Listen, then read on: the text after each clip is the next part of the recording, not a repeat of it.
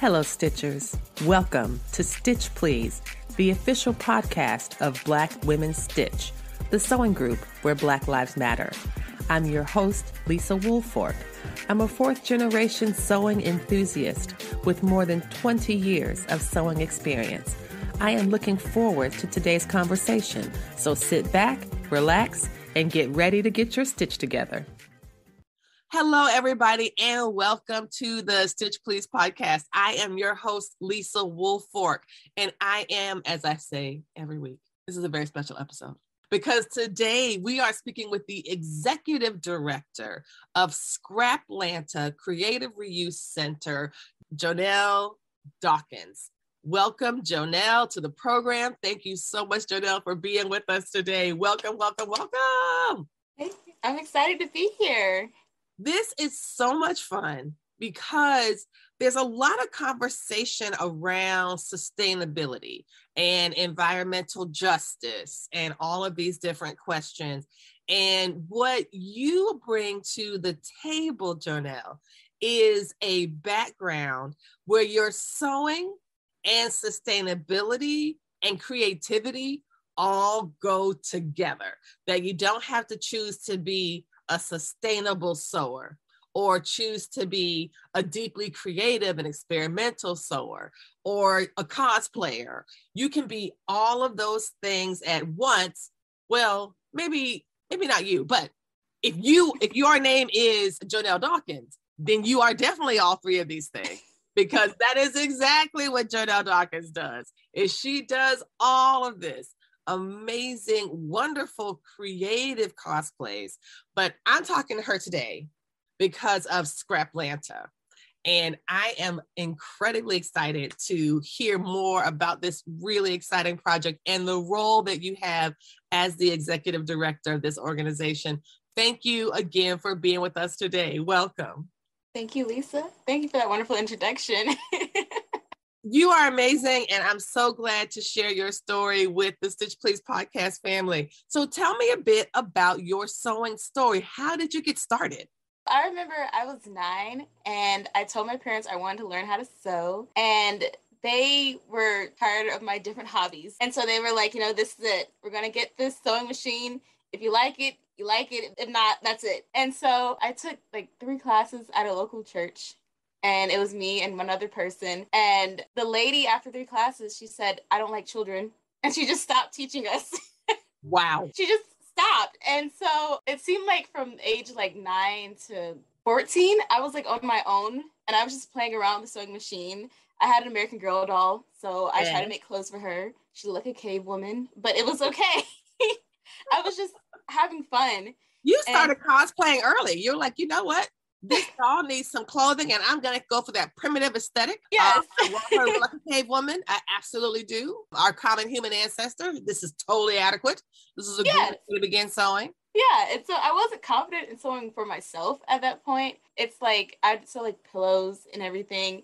And then when I was 14, I found a sewing instructor she was like a home ec teacher back in Trinidad. And when she came to America, she sort of like let it go to the wayside. But she said, yeah, I'm fine with teaching you.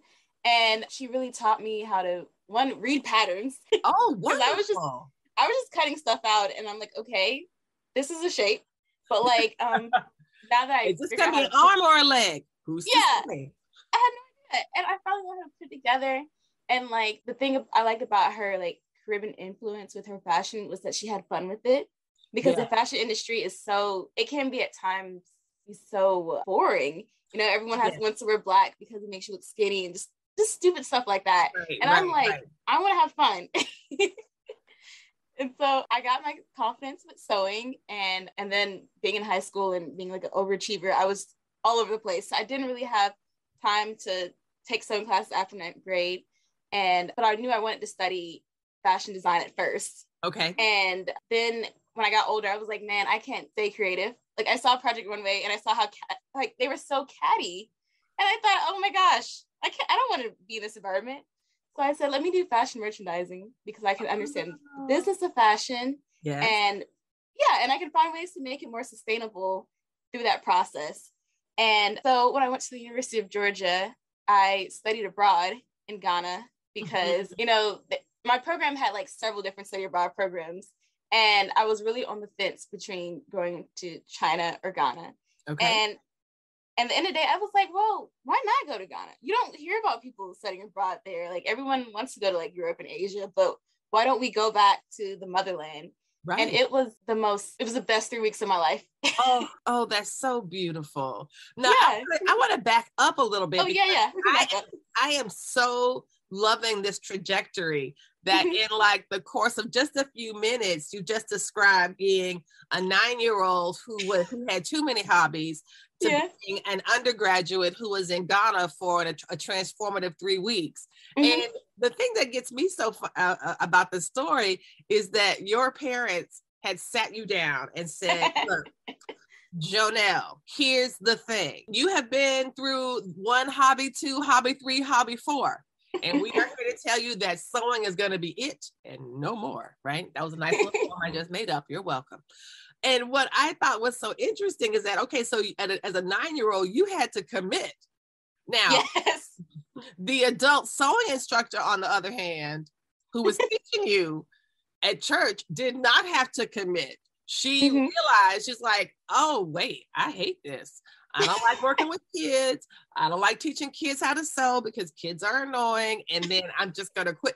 I mean, that's the thing that I'm like stuck on. Like you were forced to stick to a hobby because your parents kind of made you, but your teacher got to just pick up and walk off. And so you had to then manage to teach yourself for the next 5 years.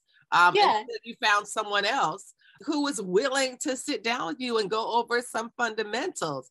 Can you talk a bit about that? I don't know what you remember about 9-year-old Jonelle, but I'm trying to understand, like, how many hobbies had you had before your parents drew this line in the sand? It's funny because when I think about it, I think it's just like a resources thing, because I wanted to be an author when I was little. And so I would like make little books.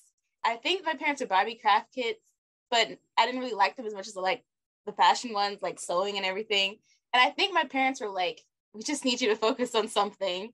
I mean, as a kid, there's so much discovery. Like even now, there's just a lot of like discovery. And I think it's just like, it gets expensive for kids to be able to explore themselves. And I think, there's some privilege that I see with people who are able to go to these different like craft camps and these summer camps and figure out. And like now, I look back and I'm like, I don't think my parents were like just tired. It was just like, they want to support me and they want me to be an artist, but it's like, it's a gamble. It's an investment. Yeah. Absolutely. And so you're at the University of Georgia and you are studying fashion merchandising. And it's so interesting too, that the way that Project Runway has kind of influence the way that people think about fashion design more generally, that when you say sewing, Project Runway kind of comes up as like the thing. And most people don't spend their time doing things like sewing trash or some of the like really elaborate challenges that they ask people to do. And so it's interesting that reality TV kind of pushed you away a little bit from one of your career path choices, just based on, some programming where they put together people in these pressure cooker situations and think that this is how you're supposed to like actually do this job. But you are also able to find something that really appealed to you. What do you remember about studying fashion merchandising in undergraduate? What were some of your favorite courses or experiences that you had after you had gone through your high school time and were studying this formally at school? I enjoyed all of my major courses. I especially love dress, society, and costume because you saw like the socio-cultural influences of fashion. Wow. Wow. That sounds really fun. That sounds really very interesting. Like interesting books, interesting readings. But you'll absolutely have to tell us about the Ghana trip. This is the most exciting or transformative 3 weeks of your life when you went there as a student. Tell us about what that was like and what course was it for? What kind of things did you study when you were there? With UGA, they have an interdisciplinary Ghana study abroad trip. And this one was with the fashion merchandising department and the School of Social Work. And so we went the fashion merchandising students, our class was, we had to design a capsule collection with the dressmakers that the program partners with every year. Mm-hmm. And we went to the market and we sourced the fabric. We did our best to find made in Ghana fabric. Yes. And I remember like your episode a while ago, and you were saying that people bootleg it, and they even bootleg the stickers. It's just so tragic, because I think we were so excited to go. We went to the market, we met these Ghanaian market people, and we were so excited. We were like, yes, we found this fabric and it's legit Ghanaian. And one lady said, this is fake. I thought, oh my goodness, you can't win, because they faked the stickers. But we went to the dressmakers. I had made sketches of everything I wanted. I even did like sizing, and I had worked with a boutique back in Athens, Georgia, to sell the clothes. And so while the dressmakers were making our outfits, we explored Ghana. We went to Accra, Cape Coast, and Kumasi, and we went to different museums, and we went to different like nonprofits that were, and we learned about their different focuses in Ghana. Like, you know, it's interesting to see like the way they address certain issues in society versus how America might choose to address it or not address it. Right. It was great to just learn more about other professions, because like at that point I had never considered going to graduate school. I just thought, okay, I'm gonna graduate a year from now. Oh well. But when I was there, I was like, well, maybe I should consider graduate school. Maybe I could consider nonprofit work. Like it never crossed my mind. I thought I'm just gonna be a corporate baddie and just sew on the side. So it was at the end of that, I really felt a connection to my culture. I felt great to see that our fashion was so fun and colorful. Yes. Because usually our fashion in my textbooks that I learned, it was still a Eurocentric curriculum. Yes. And it shows like fashion through the European white gaze. But what is fashion to us as Black people? Yes. As, you know, how do Africans accentuate their style? And like, it's so diverse across the continent. So, you know, just how Ghanaian culture and their relationship with waist beads is different from Senegal's relationship with waist beads. And like learning that and appreciating that was amazing too. Yes. And what I appreciate about your story is when you did find a teacher, when you found someone to teach you to sew, to sit down with you when you were around 14 or so, it was a woman from Trinidad. And that by learning from someone from the Caribbean, you were able to, you know, you said that she was very colorful, right? It wasn't like just picking up ye old singer book and let's sit down and make a tote bag, everybody, you know? Yeah. It was something quite different. And this idea that you're able to infuse your culture, that Black folks we can infuse our culture into everything that we do. I think that is a really powerful and beautiful gift. And it's a great way to start learning and seeing things. So I can imagine some of the things that you might have learned from your Trinidadian sewing instructor. And then when you get to college and you're studying fashion design and you're like, oh my gosh, these things look kind of, I don't know. Boring. Yeah, I was going to say flat and boring. Yeah, flat and boring.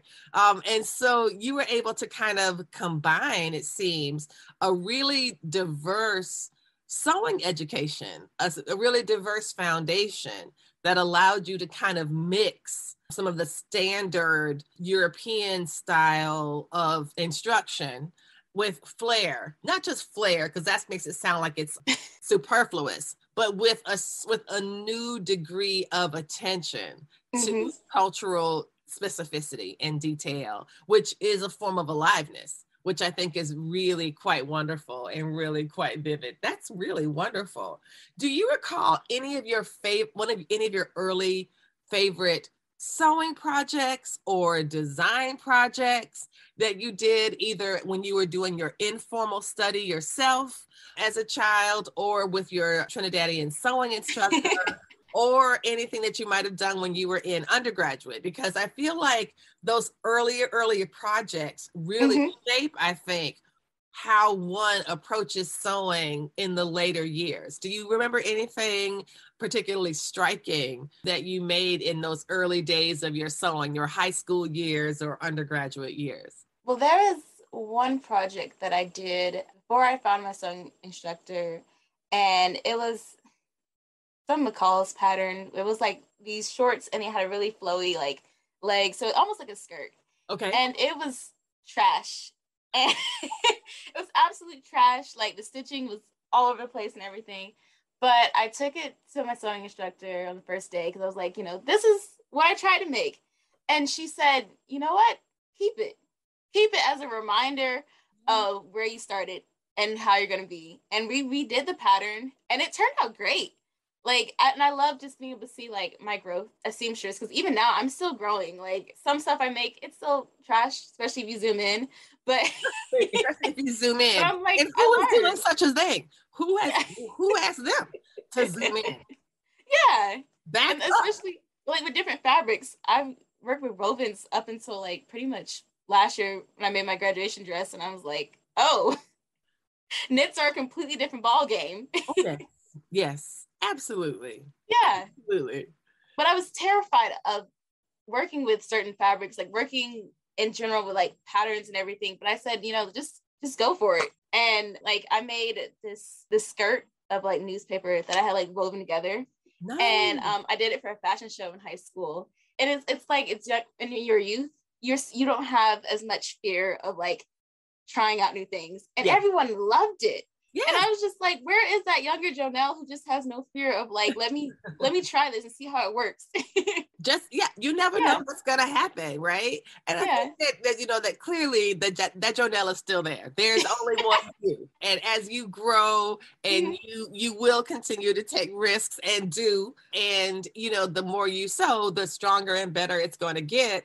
And it's not that I think you're losing like who's this risky person. It's that you're also more confident in other things. And so you're like, rather than should I try something that I'm not so sure about, or should I just try something I know is going to work? I'm going to choose what I know is going to work.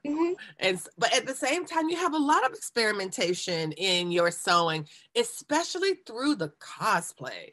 And I know we're talking about creative reuse, and we will absolutely get to this idea and why it's so important. But before we take a short break, I have to hear about your journey as a cosplayer, because looking at some of the stuff that you've done in that way, wow, it's so beautiful. The way that you set up the photo shoots, the whole environment, the whole scene, in addition to the outfits, are just amazing. Can you talk a bit about how you got started down that path? Was that around the same time as you were learning to sew, or did that come a little bit later? Well, I think it was always a part of my sewing journey because I love like costumes.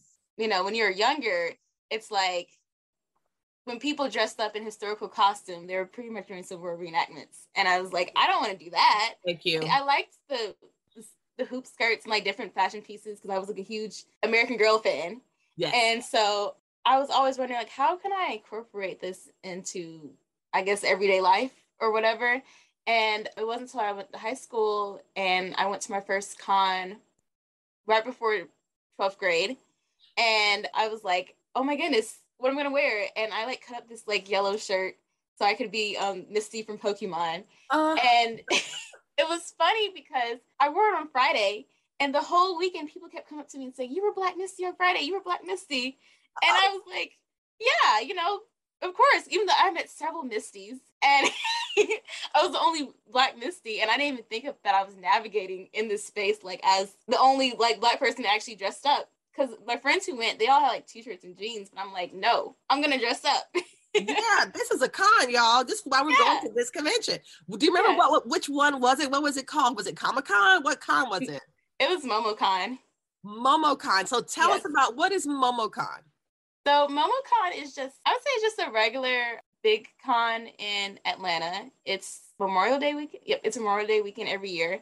And it's everything. You can do like gaming, books, whoever like you want to cosplay as. And the thing about Atlanta, it's like a cultural center, of course, for film. And like Adult Swim is based down the street from where MomoCon is. So you see a lot of like people doing Cartoon Network and Adult Swim characters. That's awesome. Some of my favorite cartoons are Cartoon Network cartoons, in particular, The Amazing World of Gumball. I love that show. That is my absolute favorite. Darwin is my favorite walking fish. Just a sweetheart. So is it called MomoCon because it's on Memorial Day weekend, or is there a character named Momo that this con is named for? I have no idea. It's one of those cons that everyone just goes to. The big con that I know about and that I guess I care more about is BlurredCon. BlurredCon, yes, BlurredCon. Now, y'all, blurs, as we know, are Black nerds. And so tell me about BlurredCon. Where was that? Was that also in Atlanta or was it elsewhere? It's in Crystal City, Virginia. Oh. And so it is amazing. Last year was my first time going. I'd heard about it for years. And I kept saying, I'm going to go. And then, of course, I was in college and then COVID. And, I always made excuses for myself. But I said, I'm going to go. And so last year, I had the time of my life at BlurredCon. Oh, that's amazing. It was absolutely amazing. Tell us about it. What did you make? Yes. What did you wear? Who did you see? Yes. So I'm going to start off with the con crunch, which is what Project Runway prepares everybody for. You see, everyone's always stressed out last minute sewing. That's what the con crunch is. I love that. The con crunch. And I said, I'm going to sew 3 outfits. I'm going to do it. Okay. And I was working full time at my job back at my old creative reuse center. And it's I would be so tired from work. And I was also trying to exercise and stuff too. But I said, I'm going to sew. So I'm sewing can be so addictive. You know how you're I'm just going to sew for an hour. And the next thing you know, it's 3:00 in the morning and you have work. And you're just exactly. Yeah. It's I will be tired at work today. Yes. And the thing about creative reuse centers, you meet so many other creatives and then you tell them what you're doing and they have ideas and you have ideas. So I was always just, scoping the fabric section of the store because I was let me see if any new fabric came in. Let me see if any patterns came in. And what I did was I wanted to add my own twist to every character. Yeah. The first one I did was Sam from Danny Phantom. Okay. Because my boyfriend and I wanted to do a couples cosplay. Yes. And I didn't realize how excited he was about it because he doesn't sew, but he will go on Amazon, on Goodwill, just find anything he can to make closet cosplays, which is the outfit that you picked up from the store that looks like the character. He's so serious about it. Called a closet cosplay. I love the vocabulary we're getting here about a MomoCon, BlurredCon, closet cosplay. Perfect. We got 3 terms we'll be defining, y'all. Show notes of the episode. And so you got the closet con, you get the closet cosplay going, for him. Okay. Mm-hmm. So for yourself, you made this character to go with this show. And what was the other one you did? The other 2? Okay. And so the second one was Catwoman. Wow. And it's so funny how bad the outfit was, but how proud I was of myself for pushing through, because I had this stretch velour that I was working with, and I tried to make a hood, the Catwoman hood. Oh my goodness, I am constantly working that. But that's one of the things I like about sewing and cosplay, especially. You can revisit your cosplays. Yes. And because it was not perfect. I look cute though. Yes, you did. Yes, you did. So cute. And then my third one was supposed to be Princess Peach, but it ended up just looking more like this Renaissance maiden look. And I said, you know what? I'm gonna wear it. And I've worn that outfit so many times. I wear it for my Fayday picnic that I have with my friends. I wear it when I just need a costume. This is a peach and also a very nice outfit. Yes. Oh, that is so delightful. Oh my goodness. So we're going to take a very quick break, but when we come back, we will continue to talk with Jonelle Dawkins, of the executive director of the Creative Reuse Center, Scraplanta in Atlanta, Georgia, who is also a cosplayer and has been telling us about these amazing cosplays she's been doing. And when we get back, we'll hear more about this really exciting work at the Creative Reuse Center. So stay tuned, everybody. Hey, friends, hey.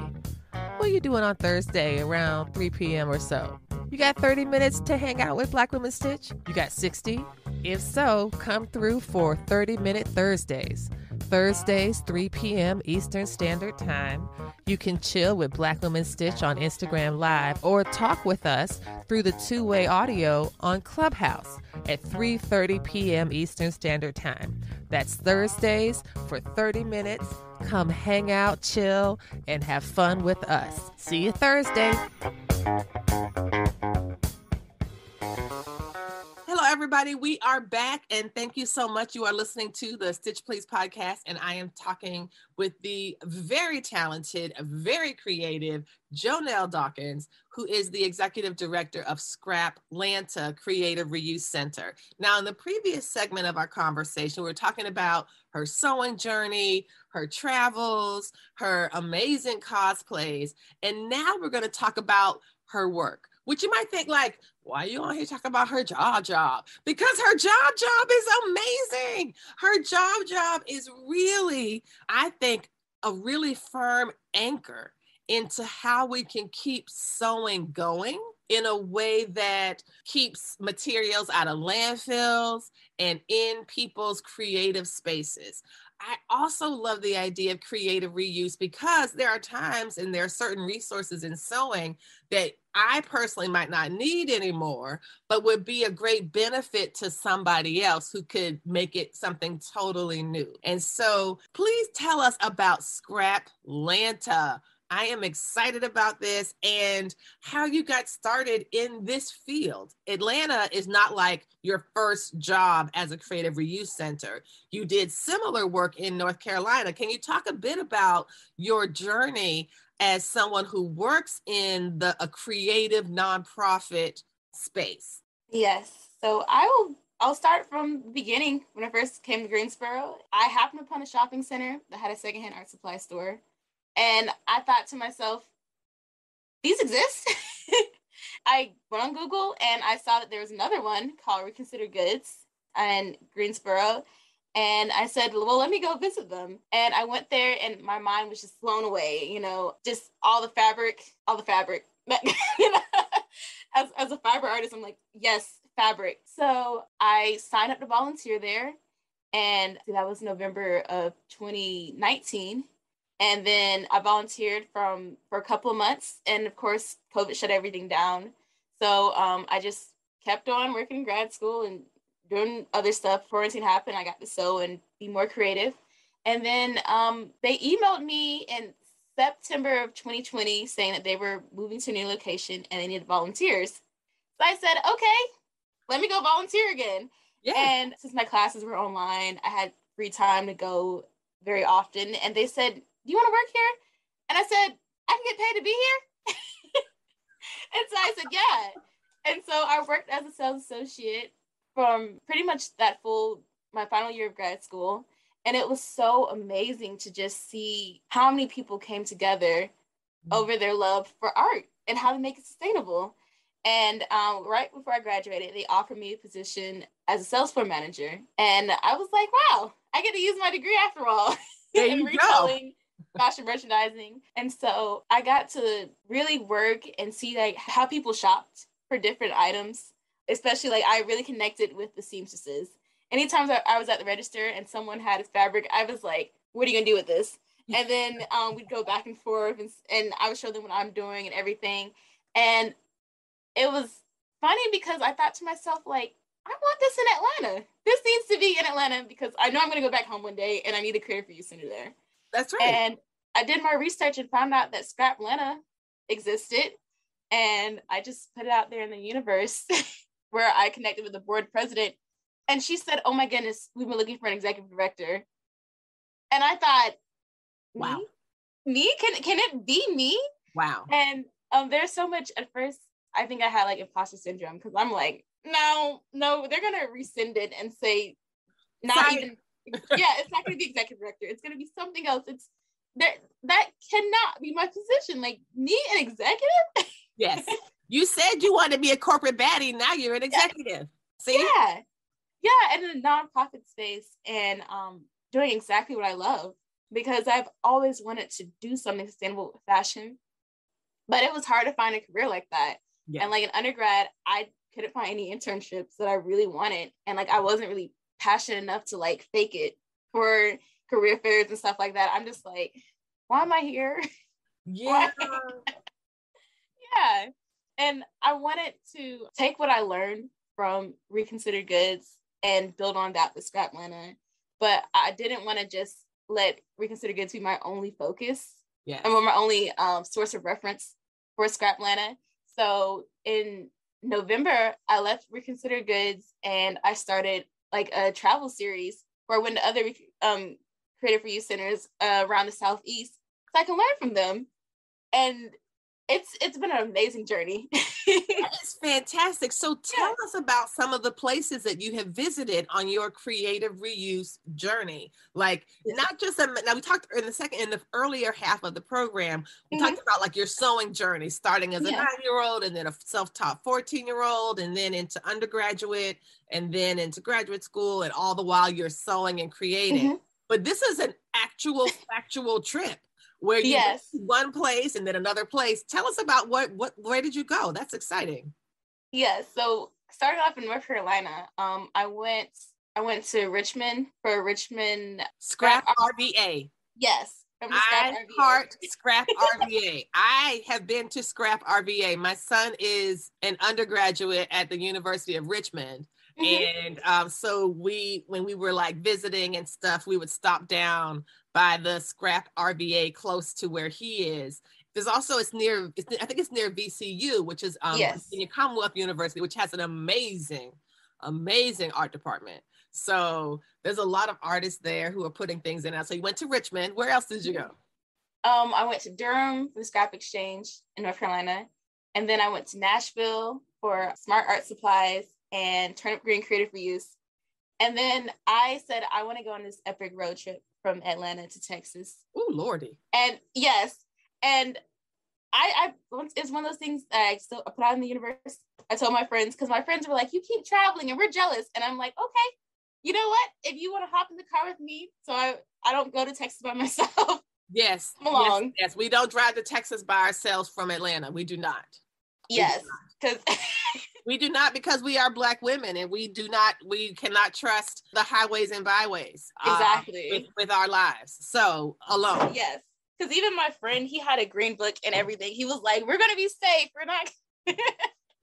We are not going to, be in harm's way at all at this trip. And so we had a great time. We went to Dosium Creatif in Lafayette, Louisiana. We went to Spare Parts in San Antonio and Austin Creative Reuse. And it was so interesting because I saw people in different parts of their journeys.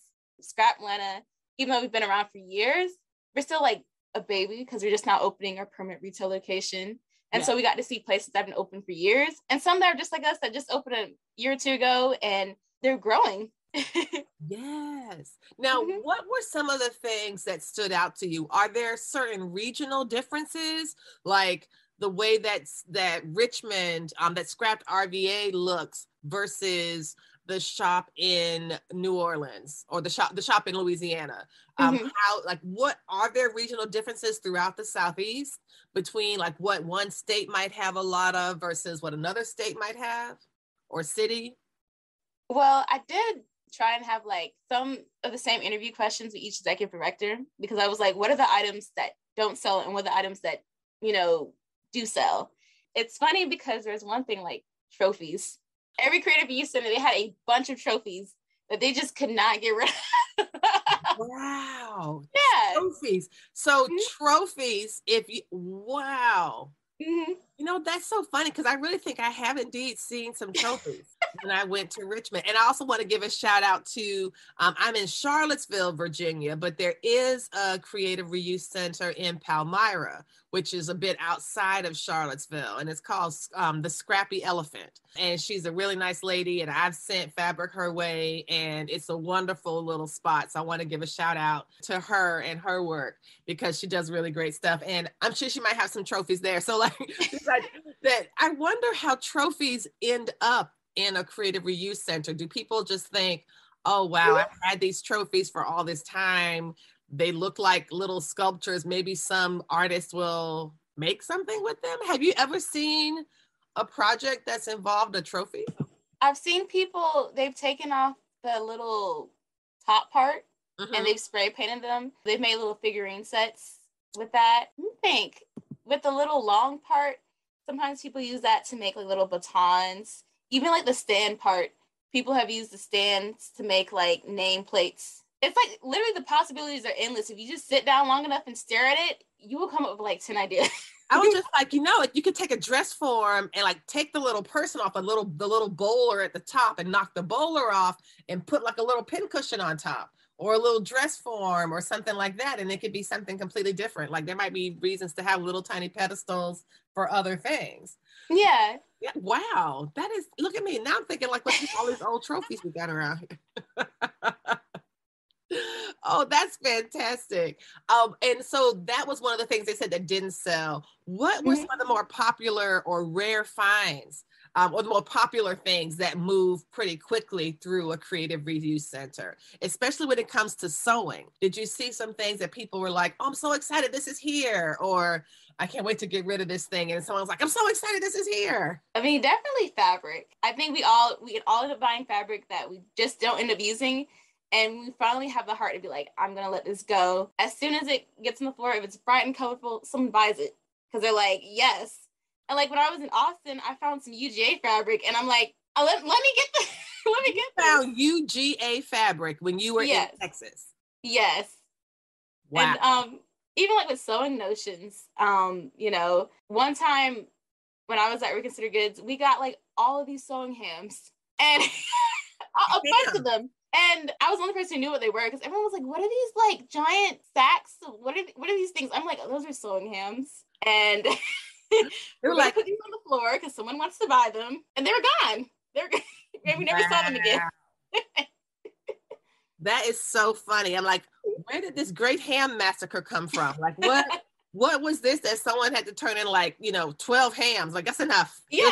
It's probably that same teacher you had when you were 9. She's like, I hate sewing. I hate teaching kids. Y'all turn in your hams, throw them in this box. I'm going to drop it off on the way to the Creative Reuse Center. Oh, that is so wonderful. That is so wonderful. And so what can people look forward to at Scraplanta? What are some of the things you are most excited about finally having this space in Atlanta, which is, as you said earlier, a hub for all sorts of creativity, a lot of film and animation and anime, as well as just Black excellence in general, with folks who are creating and making and building and doing all sorts of creative things. What kind of things are you excited about having this, taking all the lessons you're studying from undergraduate in fashion merchandising, your graduate study, your almost like self-made internships that you did by like volunteering and them saying, hey, can we pay you to be here? And you're like, with money? Yeah. Like all of these things that you can now, you have this huge you've amassed a wealth of experience and data and information. What are you looking forward to in putting Scraplanta out there for folks to enjoy and celebrate? Yes, Scraplanta, we're gonna really lean into that name as a creative reuse center. Yes, we're gonna have the retail aspect. Like, I will make sure we have a well-stocked fabric section, but I want the other aspects. Like, I want us to have workshops for the community, especially like people of all ages, like during con seasons like Momo Con and Dragon Con. Show people how to make cosplay props. Yes. Show them that, even though you can't go and get a sword 3D printed, maybe you can make a sword this way and it follows the guidelines, so it's not an actual weapon. We're gonna have a gallery space inside of Scraplanta, and I really want it to be a place where we can show the community what creative reuse is and how we can empower artists in the community. I really want to make sure that we have like a diverse selection of artists, because one thing I've noticed in the creative reuse space is that it's like, I guess on the popular mainstream level, it looks very white. Yeah. But I know so many Black creative reuse artists, and they just didn't even know that they were creative reuse artists. Call it that. Yeah, because like I didn't know I was one until I found the word for it. I was like, we call it upcycling sometimes, yes. Or we purposing, but like creative reuse, I guess that's the fancy new term for it. But it's a term that we should all be comfortable with and we should be proud of. Absolutely. Yeah. Absolutely. And it is so interesting that, when these things hit the mainstream, they are often things that people have been doing for long before, right? Mm-hmm. And so like, I remember when like almost every other, Black person like my age, for example, grew up in a house where if you got down to the end of the laundry detergent or the end of the dish detergent, you didn't just throw it out, right? You added an inch of hot water in there, and that was a few more uses of detergent that were perfectly good. And that bottle was squeaky clean before it went out into the recycling or anywhere else. The idea of having like containers that are perfectly good. You open up a tub of country crock and it's going to have some leftovers in it, because why would you buy Tupperware when you can just get it at the store? Yeah. Mason jars being reused, all of these things, glassware and stuff. And there was a time when people would frown on that, like, right? And, oh, that's so tacky, blah, blah, blah. And now it's back because people realize that resources are, that these natural resources can be finite if we continue to overexploit them. And so I really love that, like little things like, paper towels coming in selecta size so that you can kind of, just wisely use what you need and then you'll have it. That the question of building sustainable practices and preserving and conserving and extending one's resources it feels to me very much a Black cultural practice. Even with quilting. Yes, absolutely. Absolutely. And so this is just the way that the world in which we live, that is a predominantly white country with a white supremacist ideology that will tell us that all things that are good and popular are the province of white people, when in fact, these are things that we have been doing all along, just without a name. So now that we have this name, we can I'm not going to say validate what we've been doing. It's just more visible, and that we have always been participating in these kinds of practices, typically for necessity. But now it's like now that's a new trend. Now that's a hot new trend, is to make things be as sustainable as possible, which I think as trends go, it's a good one. Because, it's important to conserve what you have in order to like set a place for the future. And something I really love about what you're saying, Jonelle, is I keep going back to the 9-year-old you and trying to imagine how many hobbies a 9-year-old could possibly have had. But as you were saying, though, these times when it comes time to camp for this type of camp or that type of camp, if there was a creative reuse center when you were a kid, I am betting that you would have been delighted to go there and find fabric and notions and patterns and things you had no idea what were. And you could buy them at a really reasonable cost and then get some guidance in how to use them. And so it's like you are continuing to help somebody else get on the creative journey that has sustained you. And that's what I find just so beautiful about this story. I absolutely love that you are creating and sustaining what might have helped you when you were just getting started. So I just want to thank you for that. That's incredible. Thank you. As we start to wrap up a bit, where can we find Scraplanta? How can people find it? How can people learn to volunteer? How can they volunteer? Will you have a lot of volunteer positions that people can use? What kind of materials are you interested in receiving? Where can people bring you the 90,000 trophies they have in their house? Okay, so with Scraplanta, you can find us on our website, scraplanta.org. And make sure you sign up for our newsletter, because that's like the hub for everything. You can sign up volunteer on our website, and volunteers can do everything from sorting our donations, which includes rolling fabric. We will love to have fabric rollers, yarn sorters, even just, because we get a lot of donations of like sewing kits. And if you just want to sit and just sort tracing wheels, some scissors, from thread, you can do all that. And you can also do like some visual merchandising as you put stuff around the store floor and everything. And so you can also follow us on Facebook at Scraplanta Creative Reuse, and on Instagram at ScrapATL. And our store is going to be in Atlanta, Georgia, on 2130 Henderson Mill Road, Unit 5B. It's going to be a shopping plaza, and it's right between a TJ Maxx and Dollar Tree. So when you're being a budgetnista, you can come over to Scraplanta. Perfect. Yeah. Oh, that's so perfect. I love that. Let me ask you one last question. So something I like to ask everybody. The slogan for the Stitch Please podcast is that we will help you get your stitch together. Yes. If you, and I'm going to ask you as an executive director, as someone who is a creative and generally as a cosplayer, but perhaps as a creative director, I'm calling you creative director, as an executive director, what advice would you give to someone to help them get their stitch together? What would you say if someone said, Executive Director Dawkins, I really want to get my stitch together. What would you say to that person? I would say just start. If you have the vision, it'll come together. It will come together. But you got to start. You got to thread that bobbin. You got to cut that pattern. You got to start somewhere. So just go ahead. I love it. Go ahead, she says, and I agree. Oh my goodness. Jonelle, this was so delightful. Thank you so much for talking with us today. This has been really wonderful. Thank you for being here. Yes, I appreciate your time, Lisa. You've been listening to the Stitch Please podcast, the official podcast of Black Women Stitch, the sewing group where Black Lives Matter. We appreciate you supporting us by listening to the podcast. If you'd like to reach out to us with questions, you can contact us at blackwomenstitch@gmail.com. If you'd like to support us financially, you can do that by supporting us on Patreon, Patreon.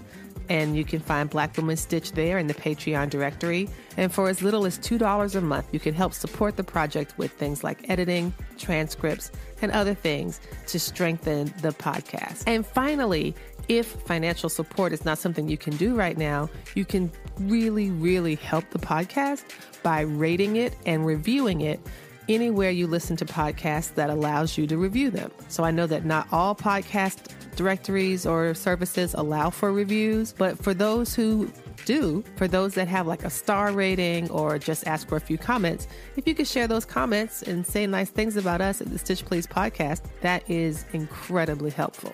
Thank you so much. Come back next week and we'll help you get your stitch together.